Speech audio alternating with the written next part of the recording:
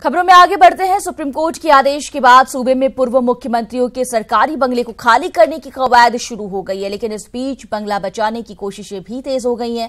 अखिलेश यादव ने बंगला खाली करने के लिए 2 साल का वक्त मांगा है। एक रिपोर्ट।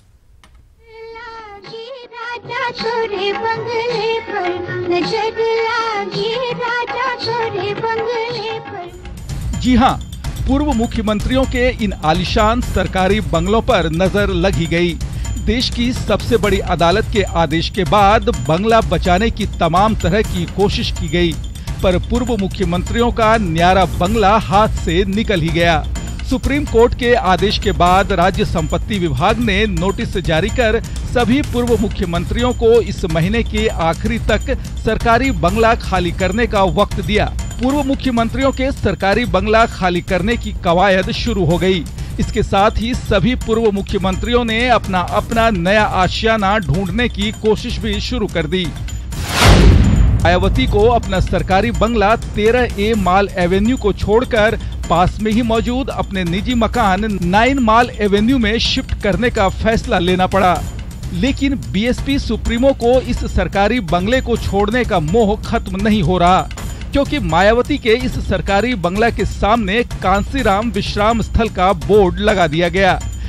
जानकारों के मुताबिक इस बोर्ड को लगाने का मकसद कांसीराम के नाम पर बंगला बचाने की आखिरी कवायद है, लेकिन मिली जानकारी के मुताबिक मायावती के इस सरकारी बंगले को पीडब्ल्यूडी अपना कैंप कार्यालय बना सकता है।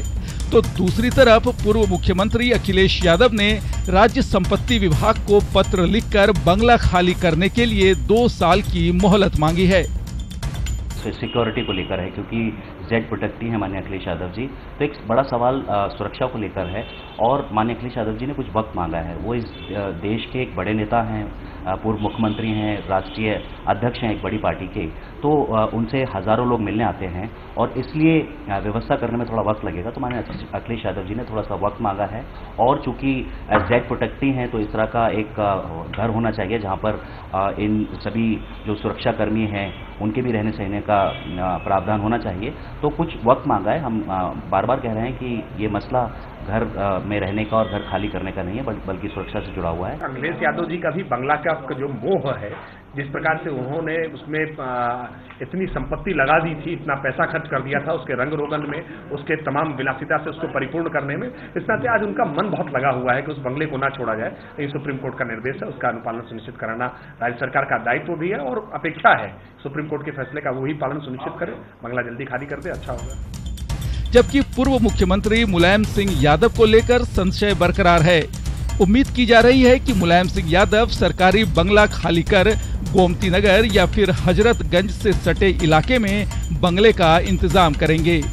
वहीं पूर्व मुख्यमंत्री और केंद्रीय गृह मंत्री राजनाथ सिंह सरकारी बंगला खाली कर विपुल खंड में शिफ्ट होंगे, जबकि पूर्व मुख्यमंत्री कल्याण सिंह बंगला खाली कर अपने पोते और मंत्री संदीप सिंह के सरकारी आवास में शिफ्ट होंगे।